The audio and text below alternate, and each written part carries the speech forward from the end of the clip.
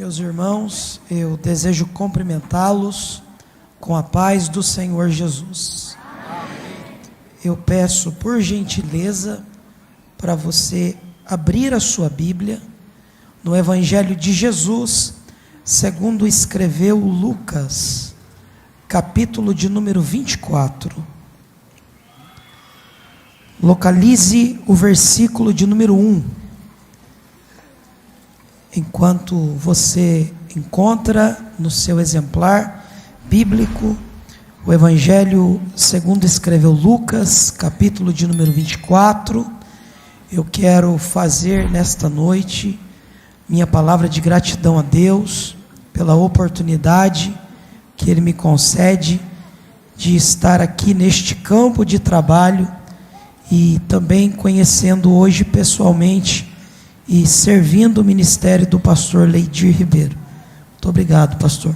Me sinto honrado. Para mim é uma alegria muito grande estar aqui nesta noite, juntamente com o meu amigo, o pastor Zaqueu. E o pastor Zaqueu está intimado a levar o pastor Leidir lá em Campos. Ele está intimado pelo nosso pastor, que também lhe manda um abraço, tá, pastor?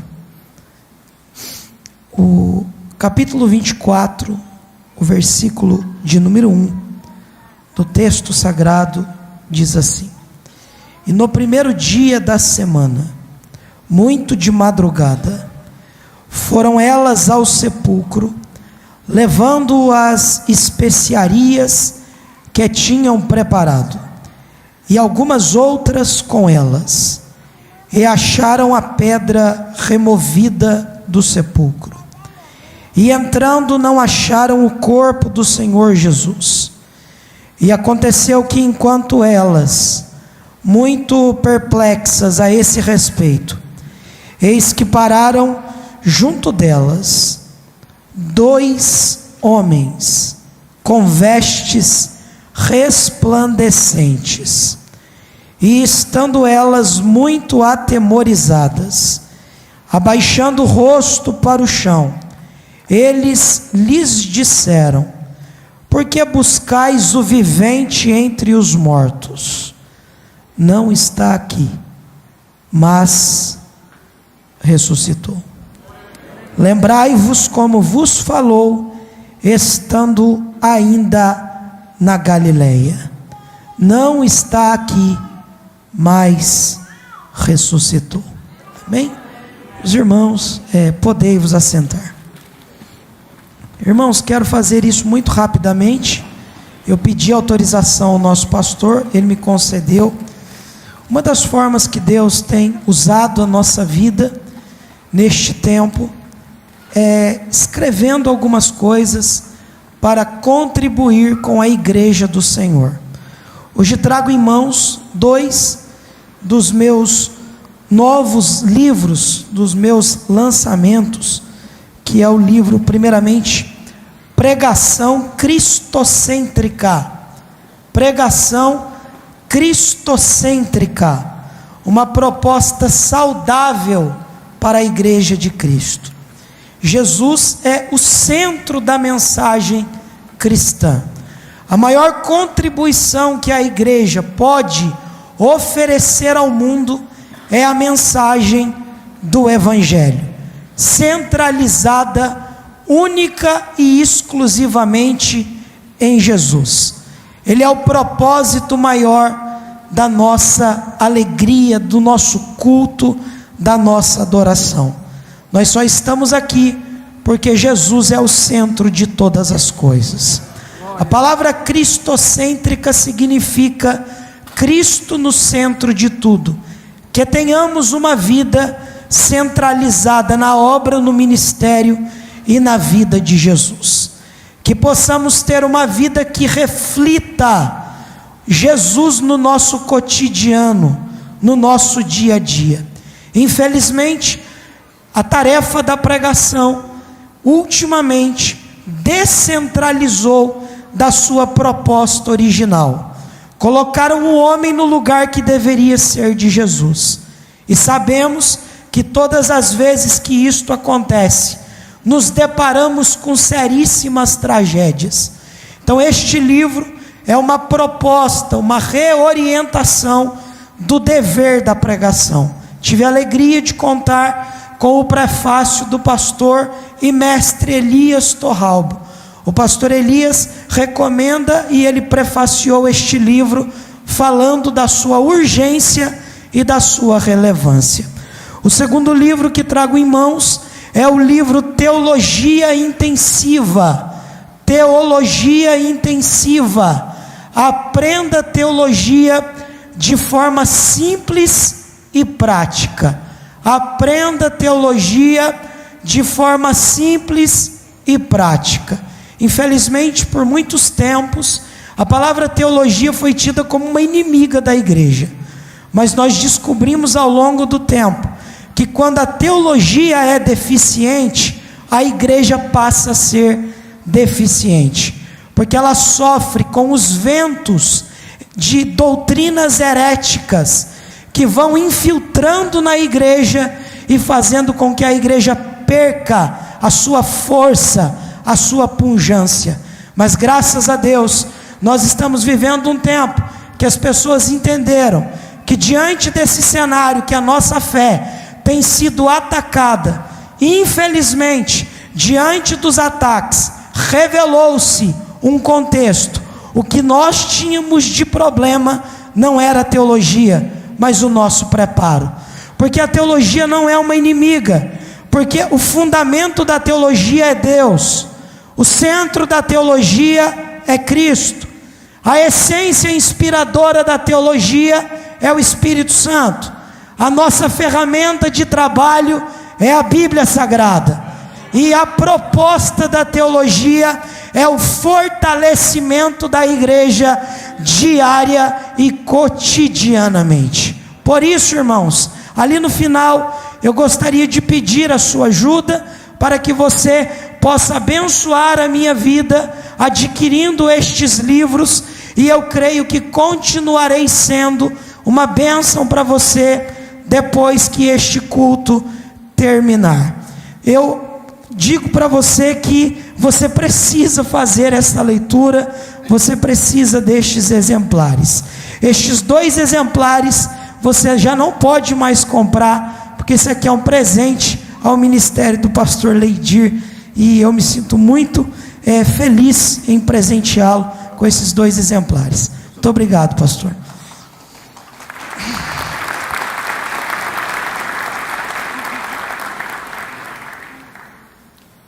Irmãos, o texto que ora acabamos de ler é um texto extremamente conhecido, uma vez que fala-nos acerca da agenda da ressurreição, um dos dias mais emblemáticos da fé cristã, um dos dias mais importantes e mais impactantes de toda a história.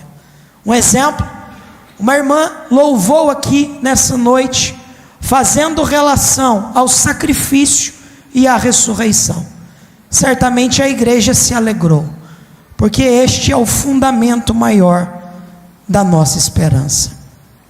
E todas as vezes que a nossa reflexão é pautada, centralizada nos episódios que dão destaque ao ministério de Jesus, isso causa alegria, euforia e impacto na nossa fé. Nós estamos diante de um dos momentos mais importantes. Alguns dizem que uma das maiores notícias que o mundo já ouviu foram as descobertas que Thomas Edison fizera na sua relevância. Mas quando nós lemos a Bíblia Sagrada, propriamente dito, nos evangelhos, nós descobrimos que a maior notícia que o mundo já ouviu não foram as invenções do homem, não foram os feitos de alguns homens, não foram os seus resultados. A maior notícia que nós já ouvimos, a maior notícia que impactou o mundo, ela veio de dentro de um sepulcro que está vazio até hoje. E a notícia é esta: ele não está aqui, Ele já ressuscitou.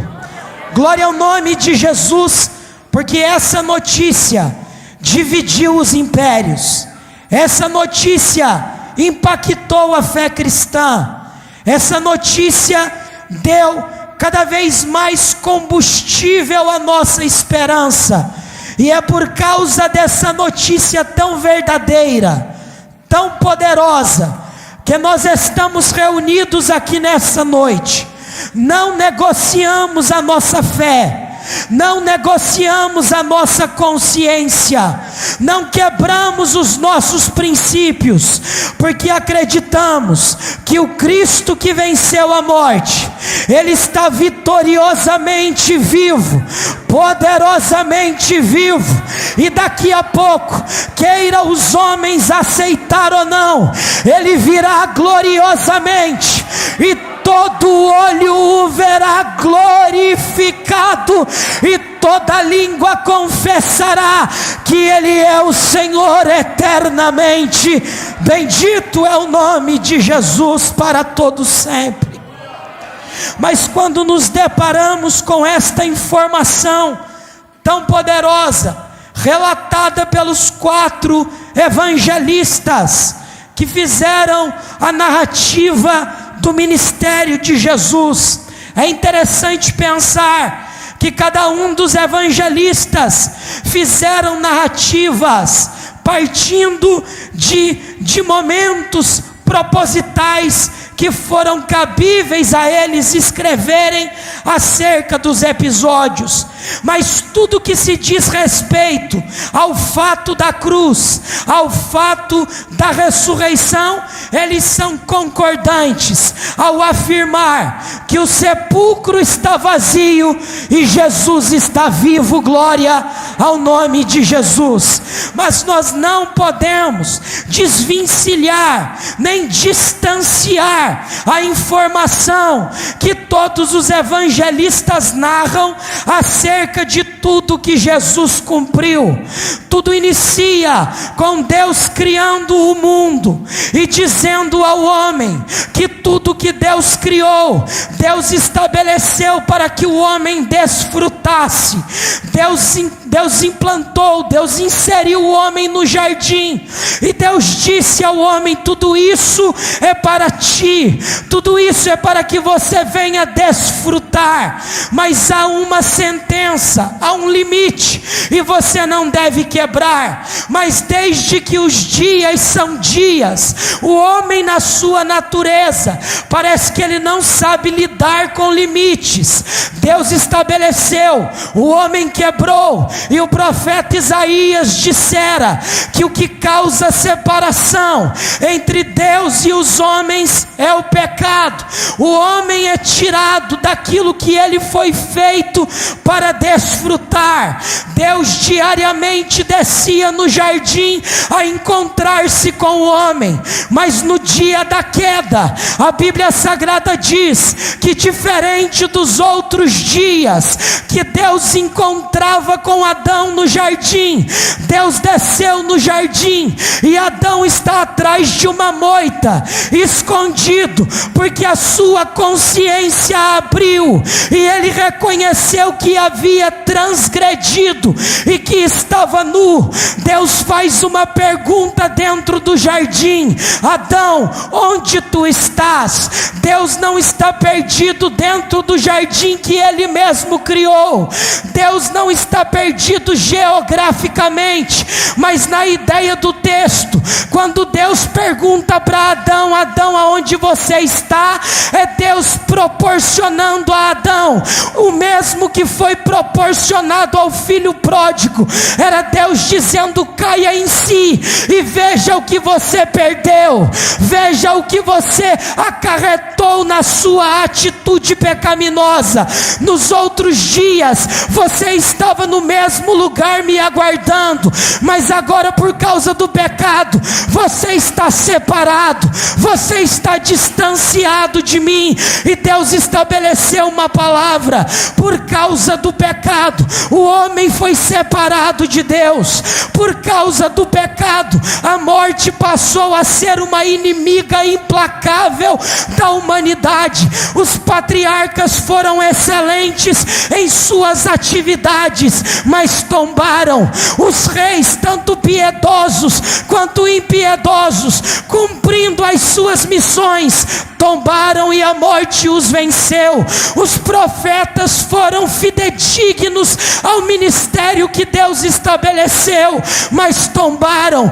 Todos os homens foram vencidos pela implacável força da morte. Mas teve um dia que lá no monte chamado Calvário, a morte se deparou com a vida, e quem morreu naquele dia foi a morte, porque ela se deparou com o dono da vida, com o Cristo de Deus, com o Senhor da nossa vida.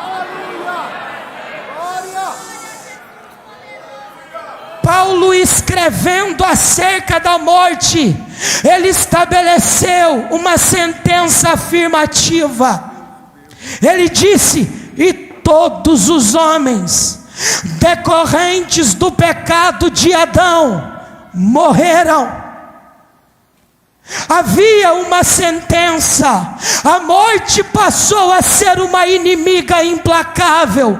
O homem está cada vez mais distante de Deus, mas através de Jesus, o homem será reconciliado com o Pai, o homem será restaurado com o Pai.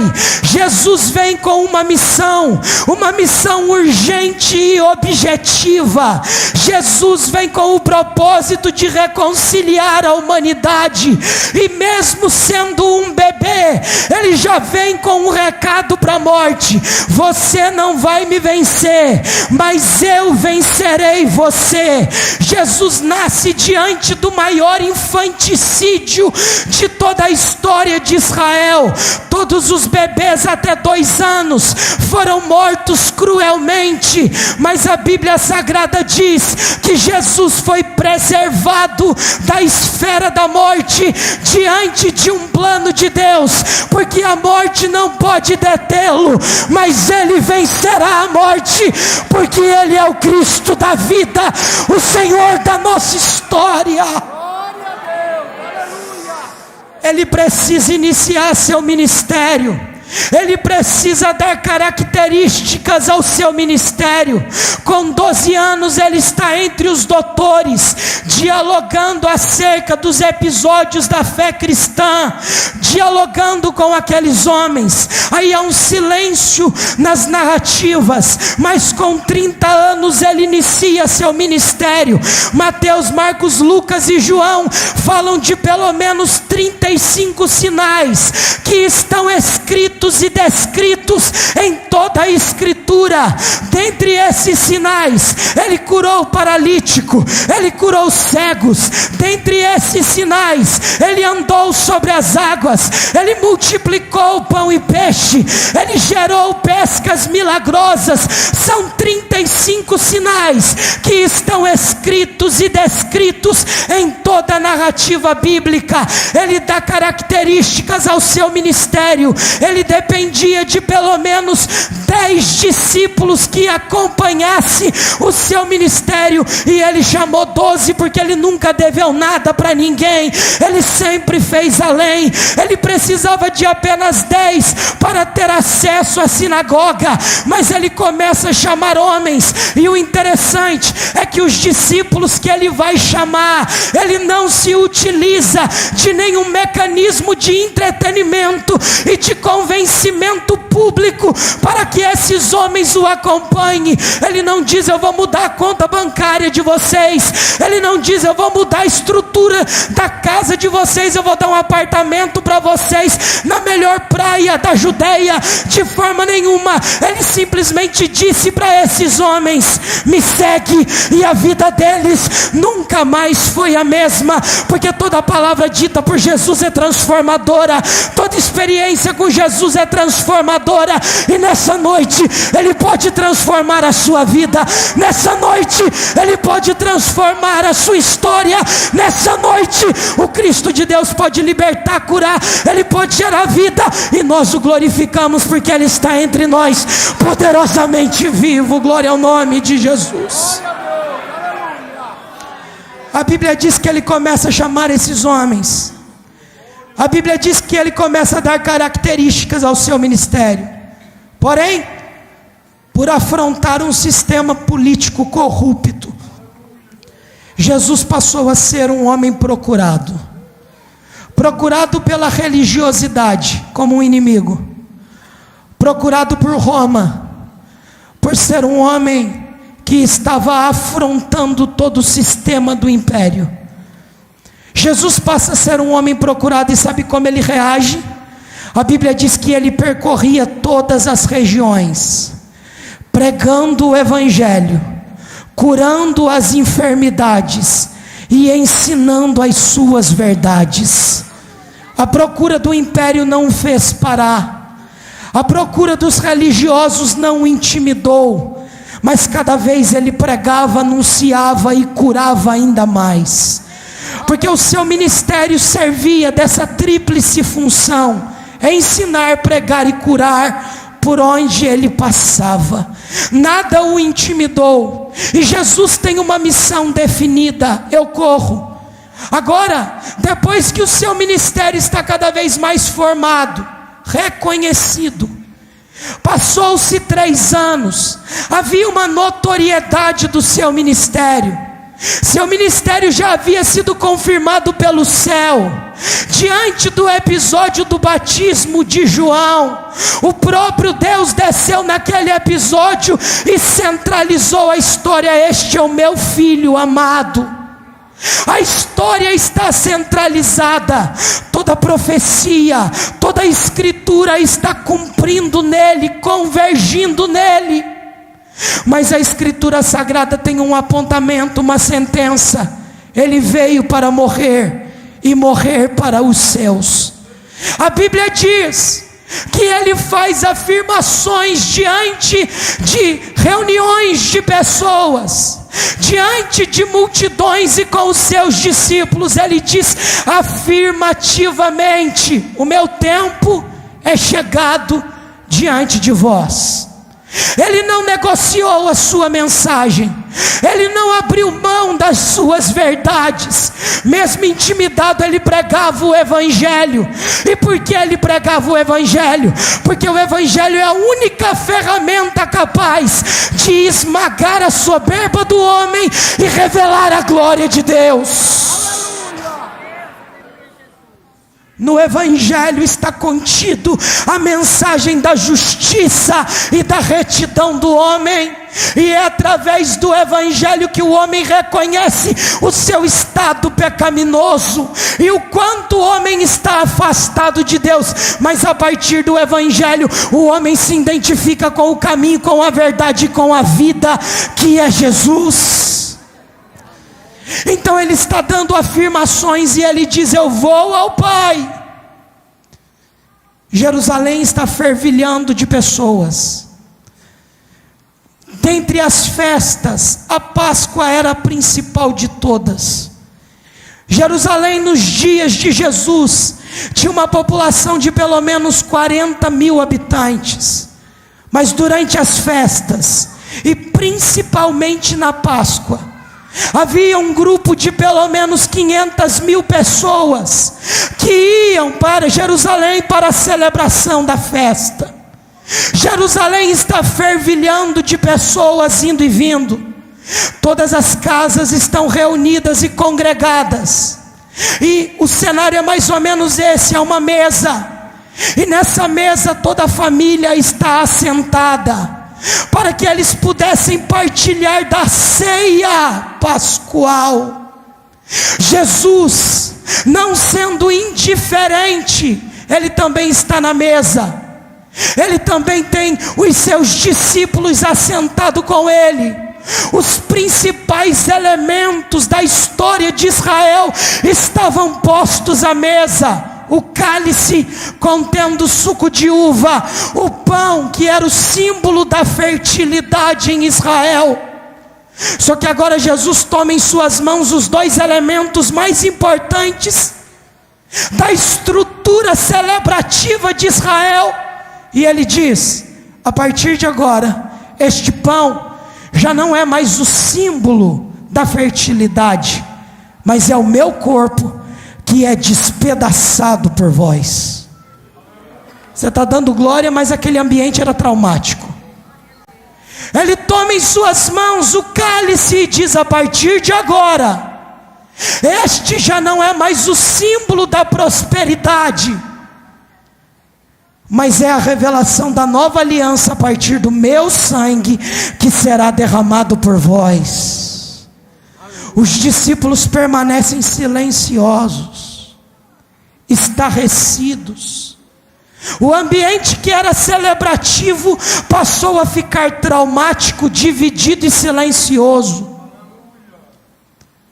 Há um silêncio estarrecedor diante da cena, porque Jesus está dizendo afirmativamente: eu vou morrer. E como não se bastasse, ele diz: dentre vós, o diabo apoderou-se do coração de um de vós, este há de me trair. Pedro disse: Senhor, jamais vamos permitir tal coisa. Antes que o galo cante, tu me negarás. Não tem nada de festa naquele ambiente. O ambiente está como eu e você agora, sem entender nada, traumático, silencioso. Aí a Bíblia diz que Jesus levantou, cantou um hino e foi em direção ao Monte das Oliveiras. Os discípulos permanecem sem entender nada, mas estava iniciando uma das madrugadas mais horrendas da história. Estava iniciando uma das madrugadas mais sombrias de toda a história cristã. A Bíblia diz que ele está indo em direção ao Monte das Oliveiras orar, porque costumeiramente orava naquele monte. João 18:3. Jesus orava. E tem crente que quer viver distante do ambiente da oração. A Bíblia Sagrada diz que ele está indo em direção àquele lugar. Ele olha para os seus discípulos e diz: permanecei aqui. Pedro, Tiago e João, me acompanha. Ora comigo uma hora. O texto vai dizer que em vez de orar por 3 vezes, eles dormiram. Quando Jesus avista lá na frente um barulho de 30 moedas, o preço de um escravo sem dente, Judas vem junto com os soldados, e Jesus diz: o traidor está vindo. A Bíblia diz que Jesus se levanta, porque ele nunca ficou prostrado diante da indiferença. Judas vem, dá um beijo: você sabe disso aqui melhor do que eu vou correr. Inicia uma madrugada de golpes e ferimentos injustos. Jesus é julgado de madrugada quando não tinha ninguém para o defender. Há um silêncio dentro do império, Jesus sendo julgado. A corte foi vendida para julgá-lo. Havia financiamento para que ele fosse silenciado. O carrasco tem em suas mãos algo chamado azorrague, uma chibata de 12 pontas, em cada uma das pontas pedaços de ossos de animais com fragmentos de metal, que proporcionava ao carrasco, quando golpeasse o executado, condenado, cada uma daquelas pontas faria cortes e flagelos no corpo do executado. Jesus foi julgado a uma sessão de 39 chibatadas, 39 vezes 12, 468 cortes. E como uma ovelha muda, ele permanece calado. E como não se bastasse uma coroa de espinhos de perfuração de pelo menos 2 centímetros é colocada em sua cabeça para aumentar o escárnio e a exposição da vergonha.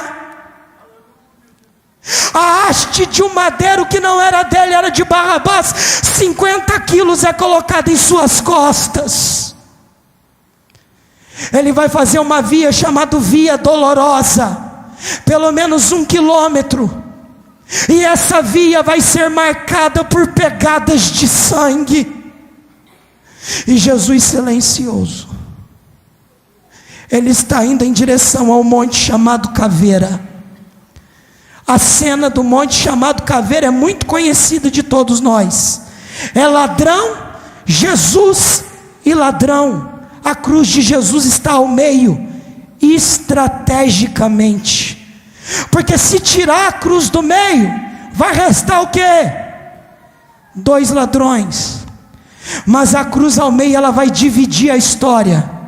Porque o que estava condenado olhou para a cruz do meio e disse: lembra de mim quando entrares no seu reino.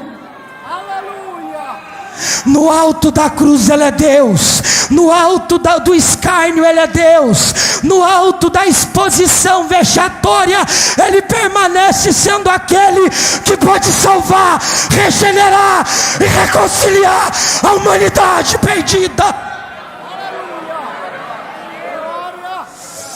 Mas esse tipo de mensagem não dá aplauso. Esse tipo de mensagem já não dá mais seguidor.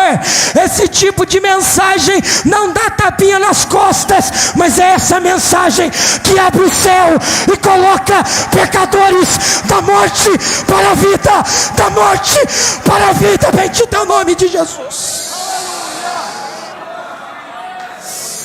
Oh glória. Ele está no alto da cruz, golpeado, flagelado, febril. Ele está completamente ferido.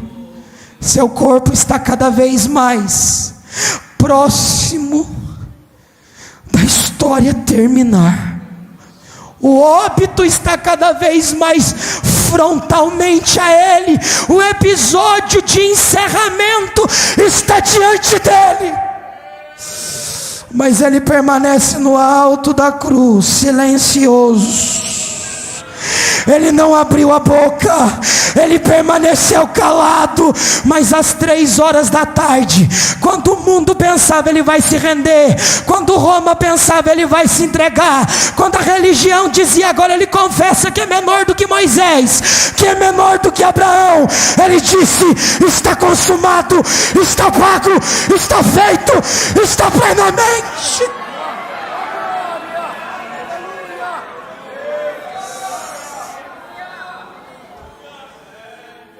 Ele expirou. Mais uma vez um silêncio. Sábado pela manhã ele é colocado dentro de um sepulcro. Domingo pela manhã, 5 da manhã, as mulheres estão indo em direção ao sepulcro, com a finalidade de cumprir o rito de purificação de odor do cadáver. Elas têm alguns utensílios necessários para a prestação de última homenagem do corpo, do cadáver, toalhas e especiarias. E elas estão indo em direção ao sepulcro, mas lembre-se, Jesus não morreu como um herói para Roma, ele morreu como um impostor. Então naquele dia não havia ordem de cordialidade, de educação por parte dos soldados, dizendo: temos a ordem de colocar a pedra nos trilhos e removê-las para vocês cumprir o rito. Então as mulheres olham uma para a outra e a pergunta é essa. Não tem nenhum machismo por parte de quem escreveu e de quem está falando. Quem removerá a pedra? As especiarias estão aqui, as toalhas também, mas nenhum soldado está autorizado a remover a pedra. Então a pergunta de uma para outra é mais ou menos essa: Anás não vai remover? Caifás não vai remover? Pilatos não vai remover, Herodes não vai remover, a religião não vai remover, o Império Romano não vai remover. Mas quando a terra não resolve, oh glória, aquela mão levantada ali me inspira. Quando a terra não resolve, o céu entra em ação. Oh glória, a única vez que eu vou pedir para você fazer alguma coisa, e você não é obrigado a nada, mas olha para esse irmão que está do seu lado agora, e olha na bola do olho dele, e diga para ele: se a terra não resolve, o céu entra em ação. Eu vou dizer olhando para esse companheiro aqui com respeito: Deus vai entrar em ação, Deus vai entrar em ação, Deus vai entrar em ação, Deus vai entrar em ação nessa noite. Com muito respeito, meu pastor, mas Deus está entrando em ação nessa cidade, Deus está entrando em ação nessa igreja, Deus está entrando em ação acerca da sua vida. A igreja que pode, levanta a mão e diga: Ele está vivo, Ele está vivo, Ele está.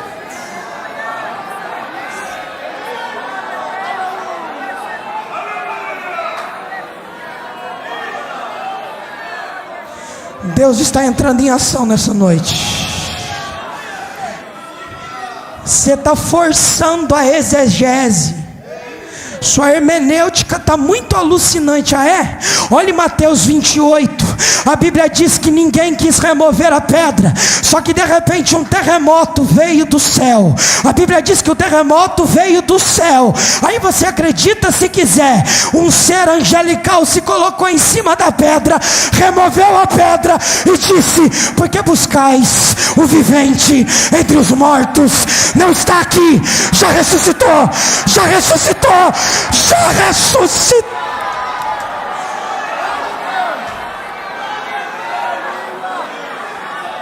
Quando o céu resolve, o céu resolve. Quando Deus anela, Deus anela. Ele está dizendo para alguém: a terra foi indiferente, a terra cruzou o braço, a terra não quis assinar, mas Deus está dizendo: eu estou descendo com ação vitoriosa nessa noite aos meus filhos. Meu Deus, eu tenho 4 minutos.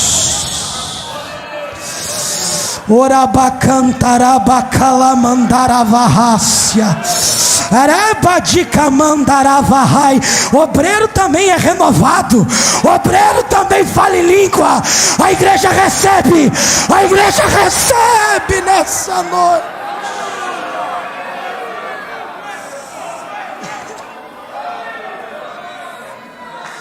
Estou pregando sobre ele, falando sobre ele, dizendo acerca dele e falando do poder dele. Enquanto eu estou pregando, ele pode curar nessa noite.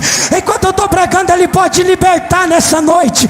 Enquanto eu estou pregando, ele está entrando em ação. Por que eu falo dele com tanta euforia? Você vai entender agora. 3 minutos. No ano de 1998, eu podia ter contado isso aqui no começo. Alguém ia se emocionar. Mas irmão, nada é maior do que a Escritura. Mas ele gera testemunhos para fortalecimento da igreja. Porque nós estamos vivendo um tempo que as pessoas já não acreditam mais em sinal. Ah, ficou lá no tempo dos apóstolos. Mentira, e eu posso provar. No ano de 1998, lá na casa pastoral em Campos do Jordão, porque tem gente que pensa que na casa do pastor não chega diagnóstico, não chega notícia ruim, mas chega. Meu pai recebeu um diagnóstico no filho mais bonito dele. Não pergunte de quem que eu estou falando, você já descobriu, né? Os médicos disseram para o meu pai e para minha mãe: o Carlos, o Carlinho, ele tem uma doença degenerativa com indícios cancerígenos. Para te explicar, e eu terminar no tempo que eu quero voltar aqui, né, irmão? Os médicos disseram para o meu pai e para minha mãe: ele não vai andar e não vai falar, porque a doença já comprometeu toda a estrutura muscular, as cordas vocais estão sufocadas. Por isso que a voz que tem para hoje é essa, e essa já é um milagre. Porque os médicos disseram que eu não ia andar e nem falar. Precisa dar um glória e a gente encerrar. Foi 5 anos em cima de uma cadeira de rodas. Foi mais de 5 anos para voltar a falar. Mas hoje eu estou aqui em Araraquara, nessa igreja maravilhosa, para dizer para você: Ele entrou em ação na minha vida, Ele tocou na minha vida, e eu estou curado. Para dizer para você: Ele faz sinais. Levanta a sua mão, porque eu quero ministrar que Deus entre em ação na tua casa, que Deus entre em ação na sua saúde. Eu repreendo as enfermidades, eu repreendo a ação do diabo. Que Deus seja glorificado na sua vida. Os médicos disseram que eu não ia andar e nem falar. Eu fui conduzido por uma cadeira de rodas. Eles sentenciaram ao meu pai um diagnóstico fatal. Mas hoje eu posso dizer para você: 2 livros escritos, eu casei, concluí minha faculdade, e estou dizendo, por onde passo, Ele está vivo, Ele está vivo, Ele está vivo, Ele está vivo, Ele está vivo. Se coloque de pé com a permissão do meu pastor, em nome de Jesus.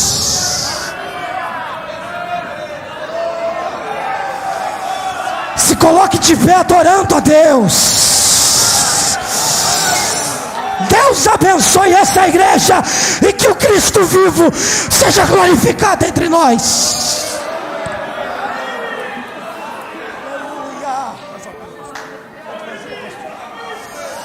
Ah, Jesus, eu ganhei oportunidade, e eu não vou desperdiçar essa oportunidade. O Espírito de Deus diz ao meu coração: ore ministrando cura nessa noite. Se você crê que Jesus pode curar você, sai do seu lugar em nome de Jesus, sem perca de tempo, e vem à frente. Porque nessa noite Jesus quer curar alguém, Jesus quer libertar alguém, Jesus quer salvar alguém.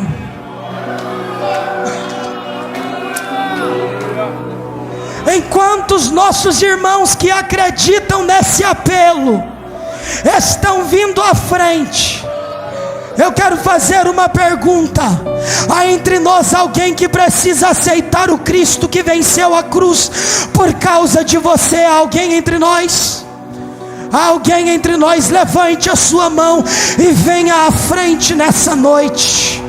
Há alguém entre nós que deseja reconciliar-se? Jesus está te dando uma oportunidade. Oh, glória ao nome de Jesus. Tem alguém entre nós que deseja entregar a sua vida a Jesus? Tem alguém entre nós que deseja reconciliar-se nessa noite? Jesus está te dando uma oportunidade. Jesus está dizendo nessa noite: eu vou mudar a tua história, eu vou mudar a tua vida. Mas se não há alguém entre nós que deseja entregar a sua vida para Jesus, mas se nessa noite não há ninguém que deseja entregar-se, tem uma pessoa ali. Cadê a igreja que vai adorar a Deus? Porque o céu, que é o céu, está fazendo festa, e tem crente que nem levantou a mão para dar glória ainda. Tem mais alguém que deseja entregar-se a Jesus nessa noite? Irmão, eu quero cumprir o horário, mas enquanto eu estou pregando nessa noite, Jesus está perdoando pecados, e Jesus está curando enfermidades aqui nessa noite. Eu não tenho poder de tocar todas as cabeças, Se o pastor der permissão, eu vou pedir para os obreiros colocar as mãos. Mas eu creio que nessa noite o céu está entrando em ação e Ele está curando todas as enfermidades entre nós. A minha oração é que todas as enfermidades nos ossos, a minha oração é que todas as enfermidades degenerativas, a minha oração é que todas as enfermidades cancerígenas, a minha oração é que todas as enfermidades sejam repreendidas e que Jesus perdoe todos os pecados dessa vida que está confessando e reconhecendo a superioridade e o senhorio de Cristo. Que Jesus continue sendo glorificado e que vidas possam testemunhar dos milagres, da graça de Deus que está sendo derramada entre nós. Que Jesus seja glorificado. Continue orando pela minha vida. Eu vou pedir para o pastor continuar essa oração, porque Deus nessa noite deseja visitar essa igreja com poder e glória, com poder e glória.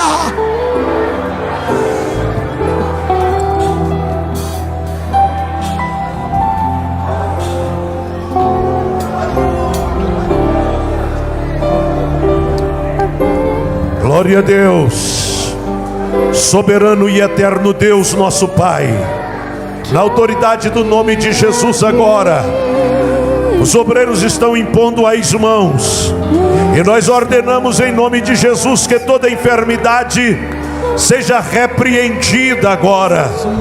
No nome de Jesus, não resista. Oh, que todos os que estão desenganados pela medicina, que esse diagnóstico seja frustrado agora. Pai, vai tocando em nome de Jesus, e restaurando e regenerando, e trazendo vida, e repreendendo a morte, e destruindo as enfermidades, da planta dos pés até o alto da cabeça. Que sejam tocados pelo Senhor agora, que recebam saúde agora, que recebam vida agora, que recebam o toque de Deus agora, em nome de Jesus. Em nome de Jesus. Em nome de Jesus. Em nome de Jesus. Sejam curados em nome de Jesus. Sejam tocados pelo poder do Cristo vivo esta noite, em nome de Jesus. Sejam restaurados pela autoridade do que vive esta noite. Seca mandoria labaxéria, ramacalabachandara. Não há. Adore a Deus. Levante as suas mãos e cante. Quem sei, eu sei que a minha vida está nas mãos do meu Jesus, que vivo está. Mais uma vez, porque Ele vive. Porque Ele vive, posso crer no amanhã. Porque Ele vive, temor não há. Mas eu bem sei, eu sei que a minha vida está nas mãos do meu Jesus, que vivo está. Amém. Glória a Deus.